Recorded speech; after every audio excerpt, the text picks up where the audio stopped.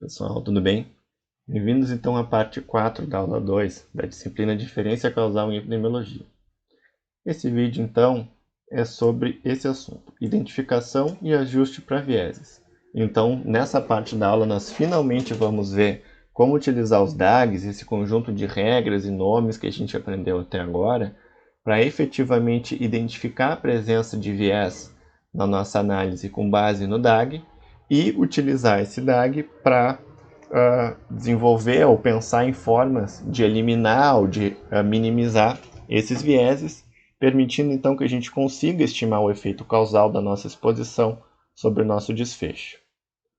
Para isso, então, nós vamos aplicar um conjunto de 4 passos conhecidos como critério backdoor. E esse nome, né, critério backdoor, ele faz alusão àqueles caminhos backdoor ou caminhos enviesantes. Lembram de um vídeo anterior em que nós falamos sobre eles? E o objetivo, então, desse critério backdoor é fornecer uma espécie de passo a passo, né, uma receita de bolo, digamos assim, para que a gente possa utilizar os pressupostos causais codificados no nosso DAG para identificar fontes de viés e formas de eliminar ou de minimizar esses vieses, tá bem? Então, são 4 passos. O primeiro deles é excluir todas as setas que saem de X.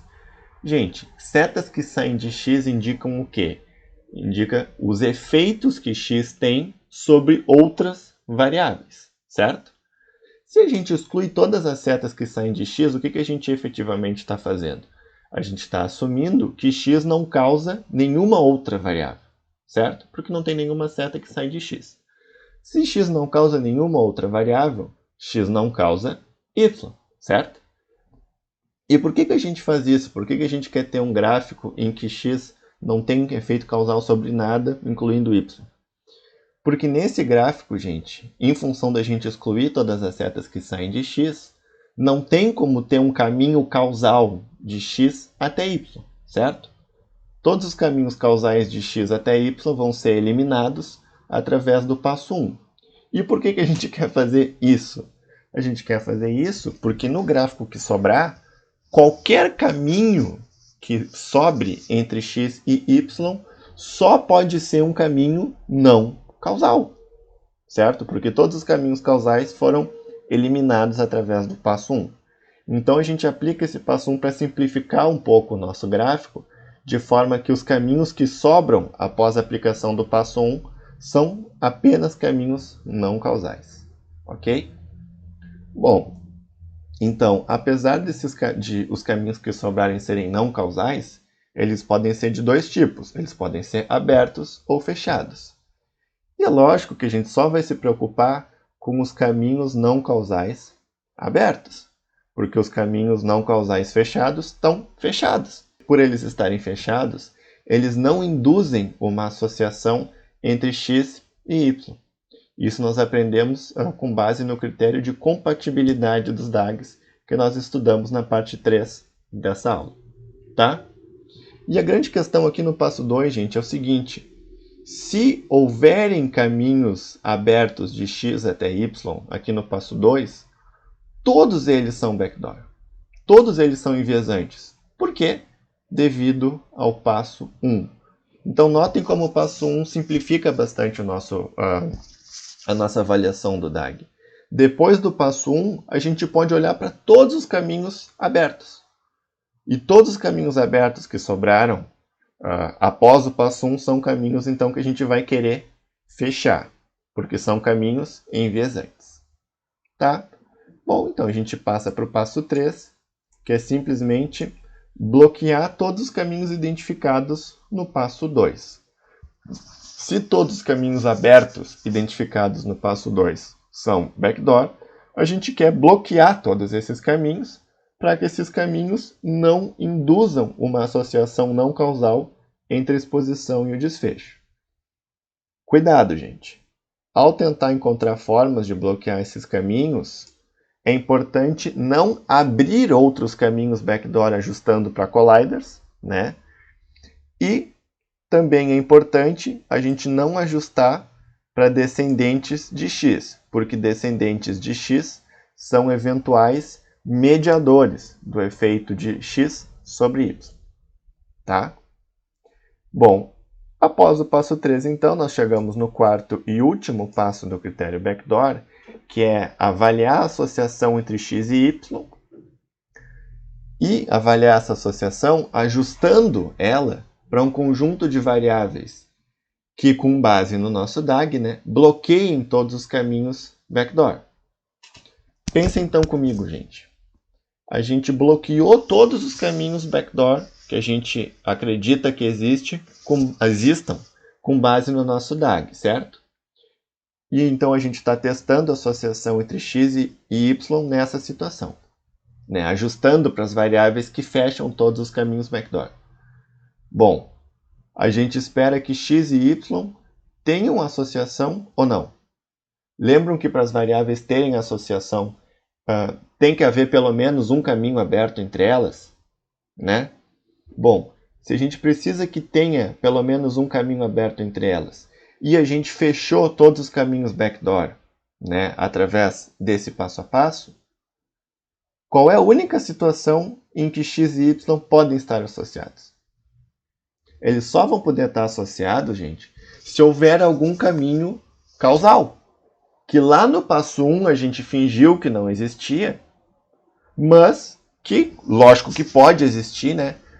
E caso exista, é um caminho que a gente não tentou fechar nos passos 2 em diante.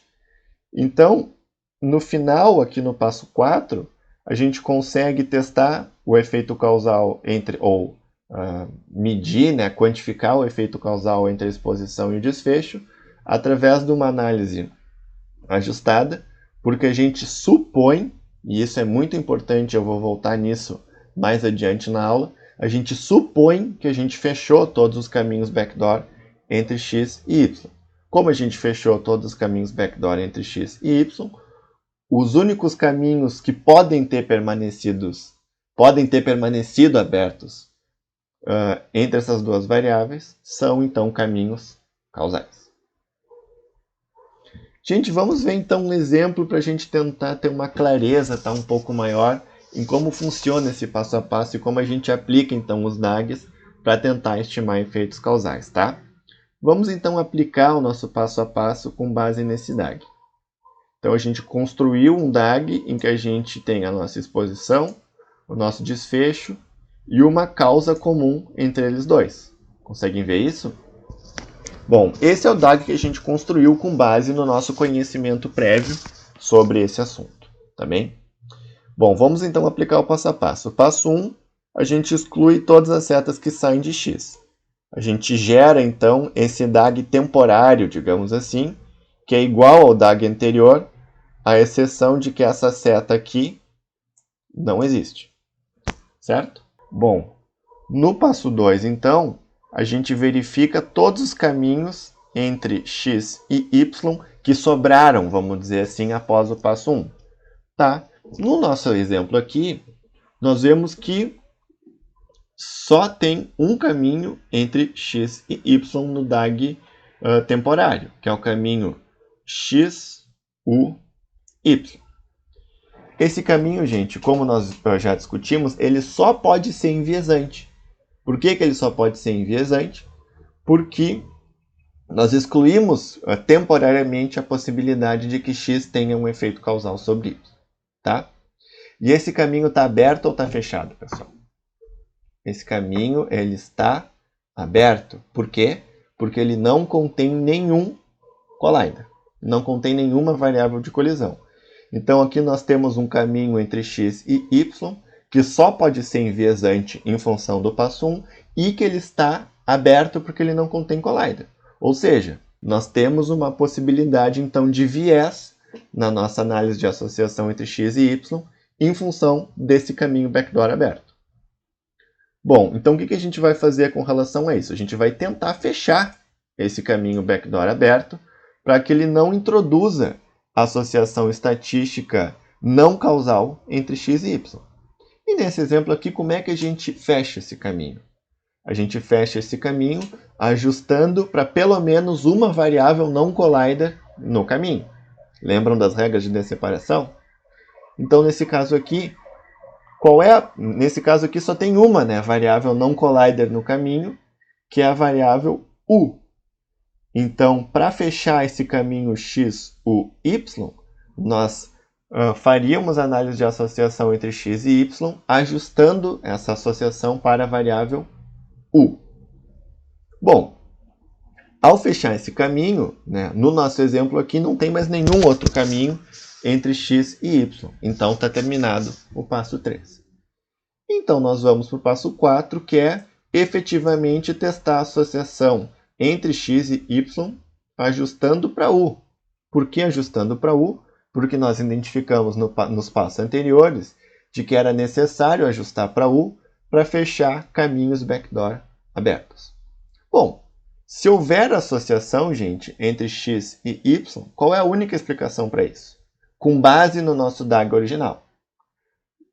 A única explicação para isso, com base no nosso DAG original, é que essa seta aqui, na verdade, ela existe. E como a gente não fechou ela, né, porque a gente só estava interessado em fechar caminhos backdoor e não em fechar caminhos causais, ela, né, foi mantida, digamos assim, ao longo dos passos 1 a 3. Vamos então agora ver um outro exemplo. Notem que esse DAG ele é um tanto quanto diferente do anterior. Onde tinha x, agora nós temos essa variável z, e o nosso x, que é a nossa exposição, está aqui. Bom, será que se a gente aplicar o critério backdoor, ele vai funcionar nesse DAG? Vai. Vamos ver como isso funciona na prática. Qual é o primeiro passo mesmo? É eliminar ou temporariamente deletar, né, todas as setas que saem de x, que é então o que a gente está fazendo aqui nesse nosso DAG temporário, em que a seta entre x e z presente no DAG original não está mais presente aqui. No DAG, então, que a gente gerou, nesse DAG temporário, tem algum caminho entre a exposição e desfecho? Não, né? Não tem nenhuma forma de eu partir da exposição e chegar até o desfecho navegando pelas setas do DAG. A exposição está isolada, vamos dizer assim, das outras variáveis nesse DAG aqui. Bom, se não tem nenhum caminho entre x e y aqui no passo 2, é lógico que não tem nenhum caminho backdoor aberto entre essas duas variáveis. Então a gente pode pular, né, digamos assim, o passo 3 e ir direto para o passo 4. E qual é o passo 4? É testar a associação entre x e y, ajustando para todas as variáveis necessárias para fechar todos os caminhos backdoor abertos entre essas variáveis. Nesse nosso exemplo aqui, quais variáveis a gente tem que ajustar para fechar todos os caminhos backdoor abertos entre x e y? Nenhuma? Nenhuma variável. Porque não tem nenhum caminho backdoor aberto entre x e y. Então, nesse nosso exemplo aqui, a gente estimaria o efeito causal de x sobre y através de uma análise sem ajustar para nenhuma outra variável. Tá? Lembrando sempre que essas conclusões partem do pressuposto de que o nosso DAG está certo. Tá? Eu vou voltar nesse ponto depois ao longo da aula. Vamos pensar agora numa outra situação, gente. Voltando para o primeiro DAG desse vídeo, que nós temos as variáveis x, u e y, mas agora com uma diferença, gente. A partir do nosso entendimento conceitual sobre a pergunta de pesquisa, nós entendemos que existe essa causa comum entre x e y, que é essa variável u. Mas, por algum motivo, a gente fez o nosso estudo e a gente esqueceu de medir essa variável u, por exemplo. Tá? E eu estou indicando, então, que u não foi medido utilizando a cor cinza, tá? Para diferenciar a variável u das demais. Tá? Mas assim, gente, isso é uma coisa que é muito importante em inferência causal. Não é porque eu não medi uma variável que ela deixa de ser importante. O fato de eu não medir essa variável me impede de trabalhar com ela na análise, mas não faz com que ela seja mais ou menos importante para a pergunta de pesquisa que a gente está fazendo. Certo? Bom, aplicando o mesmo critério que nós utilizamos para esse DAG anteriormente, a gente vai chegar à conclusão de que a gente tem um caminho backdoor aberto entre x e y, que é o caminho x, u, y. Mesma conclusão que a gente chegou anteriormente, tá? Porém, temos um caminho backdoor aberto entre a exposição e o desfecho. Então, a gente precisa fechar esse caminho. Como é que a gente fecha um caminho? Ajustando para uma ou mais variáveis não colliders presentes no caminho. Olhando para o DAG, eu pergunto para vocês. Tem como a gente fechar esse caminho? Backdoor? Não, né, gente? Porque para fechar esse caminho backdoor, a gente precisaria ajustar para U. Mas U não foi medido. Então, a gente consegue utilizar o nosso DAG nesse exemplo para chegar à conclusão de que faltou dados, faltou a gente medir a variável U para que a gente pudesse estimar o efeito causal de x sobre y sem viés. Tá bem?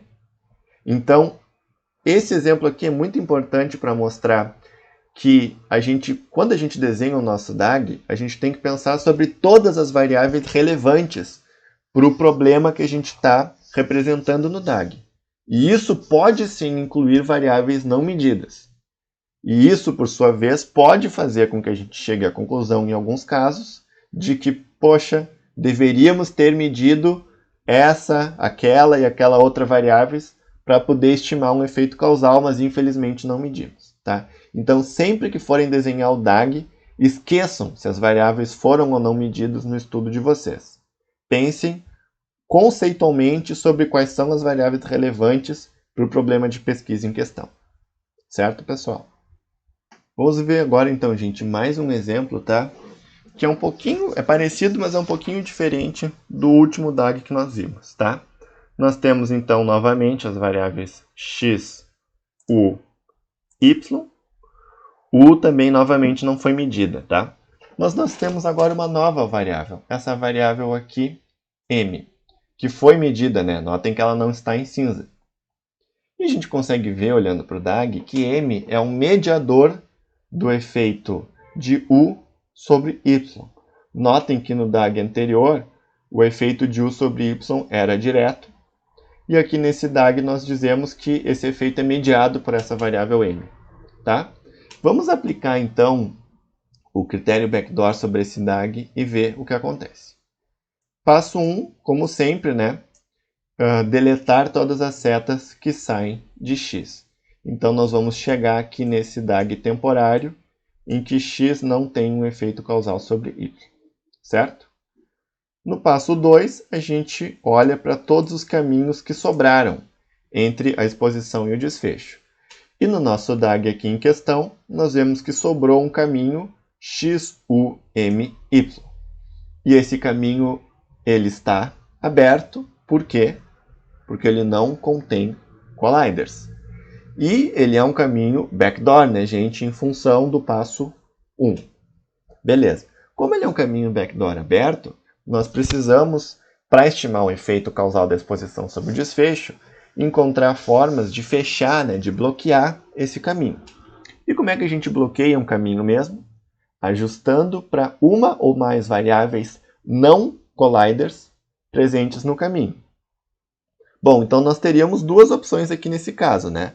A variável u ou a variável m. Nós podemos ajustar para a variável u? Não, porque a variável u não foi medida. Mas nós podemos ajustar para a variável m, porque ela foi medida e ela é uma variável não collider presente no caminho. Então, nesse exemplo aqui, nós conseguiríamos fechar esse caminho backdoor aberto entre a exposição e o desfecho através do ajuste para essa variável m. Logo, então, no nosso passo 4, nós vamos testar a associação entre x e y, ajustando para m, a fim de fechar esse caminho backdoor aberto, e assim, então, poder estimar o efeito causal de x sobre y. Vamos, então, gente, ver mais um e o último exemplo, tá, dessa parte do vídeo, em que a gente faz uma pequena alteração no DAG anterior, tá? Agora nós temos as variáveis x, u, m e y, assim como no DAG anterior, mas a configuração do DAG vocês notem que é diferente. M continua sendo um mediador do efeito de U sobre Y, mas agora M também é um mediador do efeito de X sobre Y. Notem que no DAG anterior, aqui no DAG original, X não tinha um efeito sobre M. Aqui tem. Então essa é a diferença desse exemplo para o exemplo anterior, tá? Vamos então aplicar o passo a passo aqui, gente, e ver qual é a conclusão que a gente chega, tá? Passo 1, deletar todas as setas que saem de X, como nós fizemos em todos os outros exemplos, tá? Então nós chegamos nesse DAG temporário aqui. Passo 2, a gente olha para o nosso DAG temporário e busca identificar todos os caminhos que sobraram entre X e Y. E qual foi o caminho que sobrou aqui? Foi o caminho X, U, M, Y. Esse caminho, lógico que ele é backdoor, né, gente? Por quê? Porque a gente deletou todas as setas que saem de X no passo 1. E ele está aberto ou fechado? Ele está aberto. Ele está aberto porque ele não contém colliders. Eu estou insistindo nisso, mas é que eu quero que vocês tenham isso bastante claro também. Bom, então nós temos um caminho backdoor aberto aqui no nosso exemplo. Para que a gente possa estimar o efeito causal de X sobre Y, nós precisamos então encontrar formas, né, de fechar esse caminho backdoor, né, de fechar esse caminho enviesante. Bom, olhando, né, para o nosso DAG temporário aqui, a gente poderia pensar o que? Bom, vamos ajustar para M, né? Por que ajustar para M? Porque M é a única variável não collider nesse caminho que foi medida, certo? U é uma variável não collider presente no caminho? É, só que U não foi medido, então a gente não tem como ajustar para U. A gente teria que ajustar para a variável M, certo, pessoal? Então tá, podemos fazer isso, gente? A gente não pode fazer isso nesse exemplo. Não é adequado nesse exemplo a gente ajustar para M. Por quê? Porque M é um mediador do efeito de X sobre Y. E a gente sabe, né, até de forma bastante intuitiva, que não é adequado a gente tentar estimar o efeito causal total de uma exposição sobre o desfecho ajustando para mediadores, né, para variáveis que explicam esse efeito. Não faz sentido nenhum. Bom, então nesse caso, o que a gente faz? Com base no DAG, a gente não conseguiu encontrar uma forma adequada e viável de fechar esse caminho backdoor. Qual teria sido a forma adequada? A gente teria que ter medido a variável U, porque a variável U ela é uma variável não collider presente no caminho backdoor aberto, mas ele não é o mediador do efeito de X sobre Y. Então a gente teria que ter medido a variável U para poder estimar o efeito causal aqui nesse caso. Tá bem, gente? Então a conclusão que a gente chega é que não é possível estimar o efeito causal de X sobre Y aplicando o critério backdoor. Por que eu falei aqui no ponto 4, gente, que não é possível estimar o efeito causal de X sobre Y aplicando o critério backdoor? Porque existem outros critérios além do backdoor. Um deles é o critério front door, né? Que buscam identificar estratégias de ajuste estatístico para estimar efeitos causais, que usam uma lógica um pouco diferente dos critérios backdoor. Tá? Então, o critério backdoor, né, é o mais comumente utilizado, né, nos DAGs para estimar efeitos causais, e outros critérios são um pouco mais complicados. Tá? Então, para fins dessa disciplina, eles estão um pouco além do nosso escopo. Mas eu só estou mencionando para vocês saberem que existe.